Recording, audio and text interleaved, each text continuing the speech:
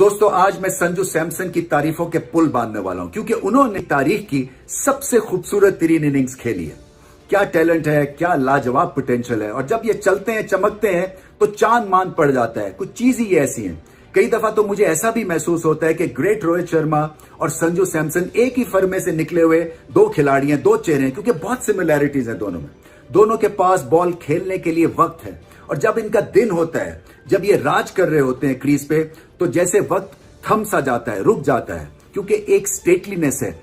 Regal दोनों दिखते हैं जब इनका दिन हो और कभी ऐसा महसूस नहीं होने देते कि बॉल के साथ जबरदस्ती कर रहे हैं, कि स्लॉग कर रहे हैं। हमेशा ऐसा दिखता है कि बहुत एफर्टलेसली बहुत बड़ी बड़ी हिट्स खेल रहे हैं और फिर बॉलर्स का ये इसी वजह से ये भुरकस निकाल देते हैं।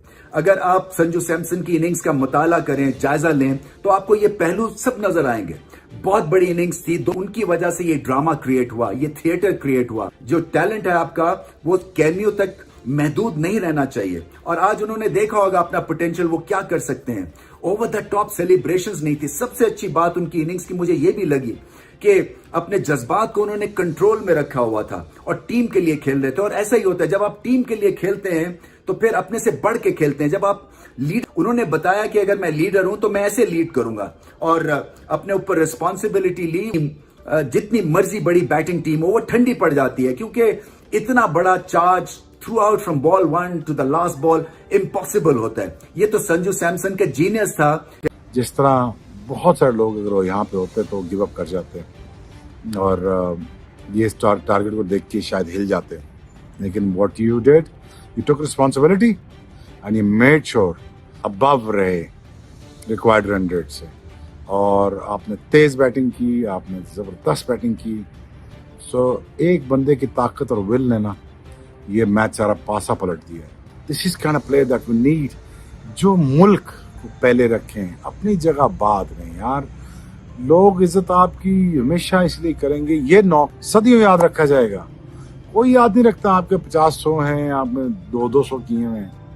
आपको ये याद रखा था ये उस वक्त इसने इस सिचुएशन में रिक्वायर्ड रन रेट से आगे रखा था। Sanju Samson done well. जो बड़ा पुराना 2010 से मैं इसको, जब यंग सा बच्चा था, जब केकेआर में आया था, हमने इसके बारे में ठीक ठाक बात की थी। He's got the experience, he's got to be consistent as a batsman, technique is there। अब शॉट सिलेक्शन T20 में सिचुएशन के मुताबिक अब लाइक के साथ 10, 12, 15 साल उसको हो गए इस IPLs में, सो ही शुड नो मैंने कहाँ पे क्या शॉट मारनी है। बट देखिए, जिस बैट्समैन के पास शॉटों की वैरायटी या वेरिएशन ज्यादा होगी, उसके आउट होने के चांसेस भी उतने ज्यादा होंगे। इतनी कोई मार लगाता है संजू सैमसन, ये क्या प्लेयर है भाई साहब। संजू सैमसन क्या आउटस्टैंडिंग प्लेयर है, कोई इसको वर्ल्ड कप से बाहर करके दिखाए। आज इस तरह चेज कर गए इन्होंने कि जिस तरह कोई 90 रन या 70 रन कर लेते। क्या कमाल की बैटिंग की है, क्या कमाल का चेज किया।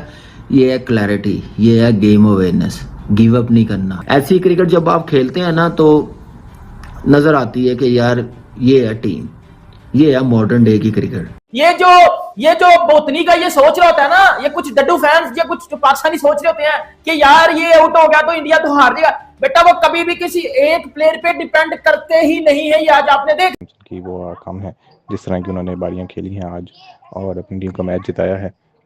संजू सैमसन की इस पूरे टूर्नामेंट में जो है वो बारियां इस तरह से नहीं आ रही थी और इनको ड्रॉप भी कर दिया गया था। इनकी जगह ईशान किशन ने ले ली थी, लेकिन रिंकू सिंह की गैर मौजूदगी वजह से संजू सैमसन को वापस लाया गया और इनको ओपन करवाएगी। तो संजू सैमसन की वजह से जो है वो टीम को जीत मिली है और इंडिया की जो टीम है वो अब जीत कर सेमीफाइनल में पहुंच चुकी है। बड़ा मुकाबला है सेमीफाइनल में इंडिया वर्सेस न्यूजीलैंड की जो टीम है वो आमने सामने होंगी। तो इंडिया की टीम न्यूजीलैंड को हरा के फाइनल में जाके 2 मैचेस रह गए, इंडिया के जीतते हैं मजीद और फिर चैंपियन वो दोबारा से बन सकती हैं। और इंडिया की जो टीम है वो डिफेंडिंग चैंपियन भी है, तो बहुत बड़ी अचीवमेंट होगी कि इंडिया पिछला वर्ल्ड कप भी जीती हुई है, इस वर्ल्ड कप भी जीती है।